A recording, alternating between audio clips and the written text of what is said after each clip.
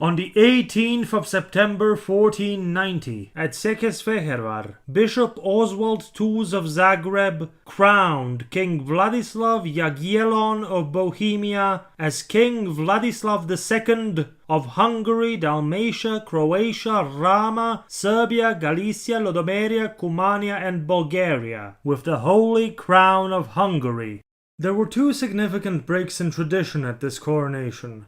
First, the Archbishop of Esztergom did not perform the coronation. This was because Archbishop Hippolyte d'Este was underage and not fully invested into the office, and he was in Rome.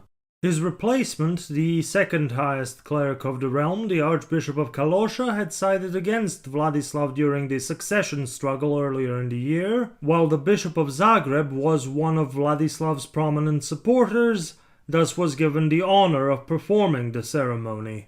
The second break in tradition at the coronation was the absence of a significant number of members of the Croatian estates, who did not attend the ceremony in protest of the coronation documents, mainly the use of the following phrasing: "The Kingdom of Hungary and all the kingdoms and provinces subject to it." This phrasing disregarded Croatia's status as an equal kingdom to Hungary. The formulation also likely caused dissatisfaction from the estates of Transylvania, though they appear not to have protested as notably as the Croatian estates. This seems to be the first notable occurrence of tensions between the two sisterly kingdoms. In this case, the matter would be resolved fairly quickly, as we shall see. Also, excuse the digression, but sisterly kingdoms is one of my favorite historical terms I've heard used. Soon after the coronation, King Wladislav II married Queen Beatrice of Naples, in a private ceremony officiated by Bishop Tomas Bakac of Győr. After fulfilling his promise to marry Queen Beatrice, King Wladislav, with some legalistic and theological help from Bishop Bakac, issued a statement saying that he had been forced into marriage under duress and requested an annulment from the Pope. One reason for this was to remove Queen Beatrice as a political factor. The other was the fact that she was considered to be incapable of conceiving a child. The proof of the matter was that no child was born in her 14 years of marriage to King Matthias, despite both of them desperately wanting a child. Władyslav's request for an annulment caused scandal across Europe. The Pope was hesitant to grant it, instead dispatching an investigation to the realm of St. Stephen to ascertain the facts, effectively sweeping the matter under the rug for the next decade. After the coronation, another matter arose of a more administrative nature.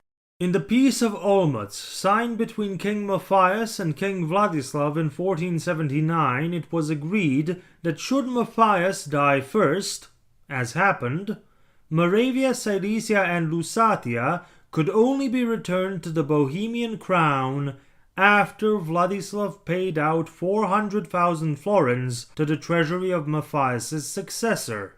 Wladislav being Matthias's successor complicated matters.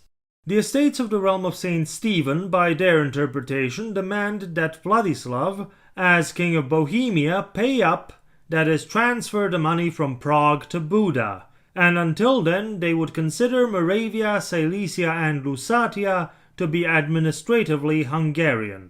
The estates of the realm of St. Wenceslas asserted that the transfer of money would be pointless, as it would mean that Wladislav would be giving his own money to himself, and that Moravia, Silesia, and Lusatia had automatically been transferred to Bohemia upon Władyslav's succession. Wladislav, for his part, agreed with both sides, effectively solving nothing. But as long as he remained king of both realms, the matter could be delayed indefinitely or until forgotten about. This effectively favored the Bohemian position, as it meant no transfer of money occurred.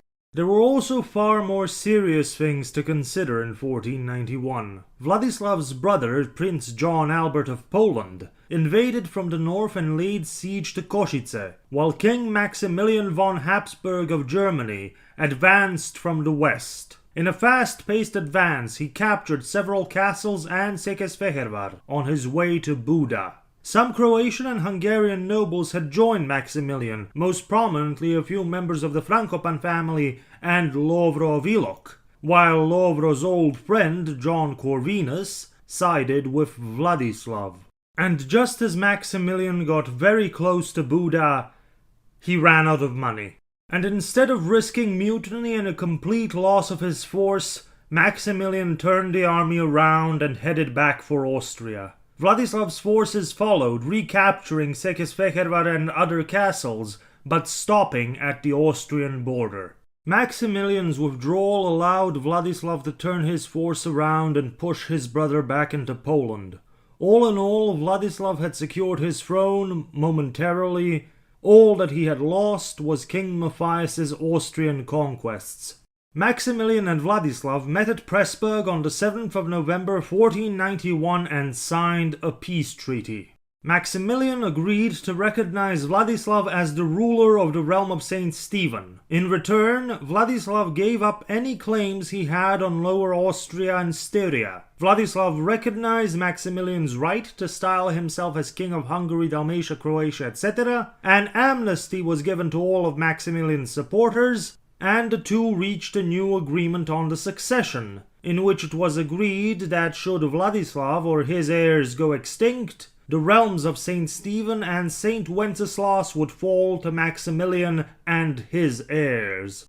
This deal was not exactly sealed yet. Wladislav still needed the Diet of the realm of Saint Stephen to approve the treaty. The treaty was very uneven.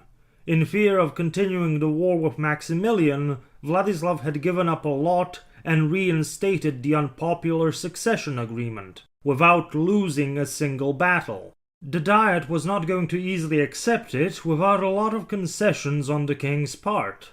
But that was a problem for next year. A completely different problem surfaced at the end of 1491. The royal treasury was empty. Wladislav was only receiving half the tax revenues of his predecessor.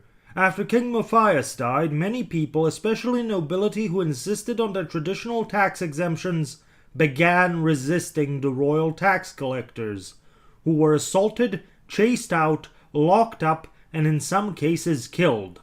Having used up a lot of the money on the usual costs of running the realm and rewarding his supporters and placating his opponents, Wladislav tried to cover the loss of tax revenue by mortgaging some of the royal estates and selling rights to other sources of revenue. But it was still not enough money, because at the end of 1491, the king's mercenary Black Army, which manned the forts and was used to chase off Maximilian and John Albert, had not been paid. And when mercenaries are not paid, they mutiny and begin to raid areas they are charged with protecting. The Black Army's former commander, Paul Kinigi, was ordered by the king to crush the mutiny. It was a relatively easy task, given that the units of the Black Army were disorganized and spread out, but it took several years to completely quell the mutiny. The captured members of the Black Army were shown little mercy. Some are said to have been roasted alive.